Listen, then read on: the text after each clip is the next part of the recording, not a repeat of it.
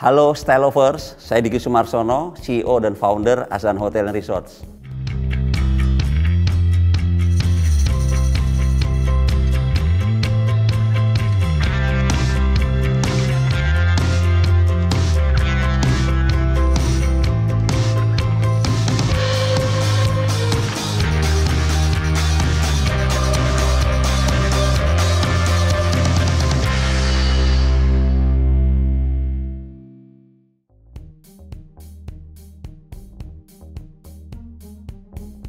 Kalau bicara Nata Azana Hotel Solo, memang ini termasuk yang tadi saya bilang bahwa traction-nya sangat cepat sekali. Jadi kita memprediksi okupansi di tahun pertama itu baru di 60%, sekarang sudah bisa di 80%. Nah, makanya bagi semua travelers atau teman-teman yang ingin menginap di Solo dan ingin nyoba stay di Nata Azana Hotel Solo, memang sebaiknya booking jauh-jauh hari.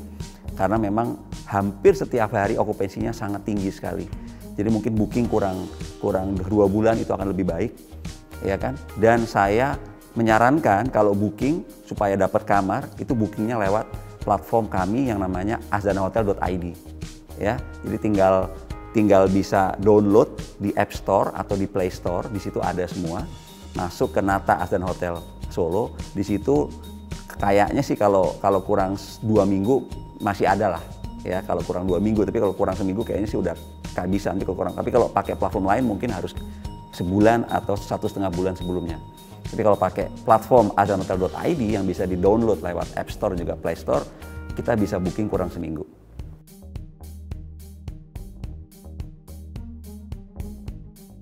Oke, untuk teman-teman dari kalangan milenial atau Gen Z ya, bahwa bisnis hotel itu udah nggak kayak dulu lagi, sudah berubah total. Kalau dulu orang yang punya bisnis hotel adalah orang-orang kaya. Orang-orang yang berduit harus punya lahan dulu, ya kan? Dia harus menyiapkan capex dan juga opexnya. Itu kita sebut namanya era bisnis jadul.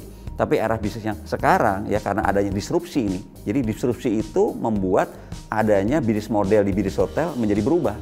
Ya kan, kalau yang dulu mungkin disrupsinya belum sekenceng sekarang ini. Nah, sekarang karena adanya disrupsi pandemi antara lain ya, menyebabkan kalau teman-teman milenial ataupun Gen Z ingin berbisnis hotel lebih mudah.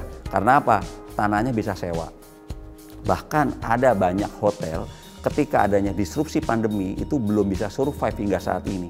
Nah, ini yang harus dimanfaatkan oleh generasi milenial juga Gen Z. Disewa aja hotelnya. Daripada si ownernya bingung mengelola hotel sampai sekarang dia masih ada pada mode surviving period. Padahal harusnya kita dari surviving kita harus lompat kepada fase kedua yang namanya growing, ya kan? Jadi kita harus dari surviving boleh, tapi kalau terus-terusan surviving kan kita hasil akhirnya nggak akan bagus juga. Surviving hanya sementara, setelah itu kita baru masuk ke growing. Disewa aja hotelnya.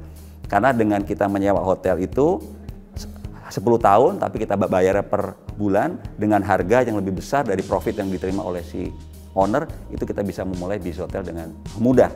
Kemudian kalau pengen bisnis hotel dengan cara glamping, juga kita bisa menyewa lahannya. Ya, lahan glamping kita sewa per hektar. Berapa harga sewanya? Beraneka ragam. Ada yang 50 juta per tahun, ada juga yang 100 juta, ada yang 100 juta. Tergantung daerahnya. Tapi kira-kira itulah angkanya. 50 juta sampai dengan 150 juta per hektar per tahun. Itu kita bisa sewa dengan cara glamping. Atau kita juga bisa beramai-ramai. Sekarang ada yang sistem bisnis model yang namanya crowdfunding.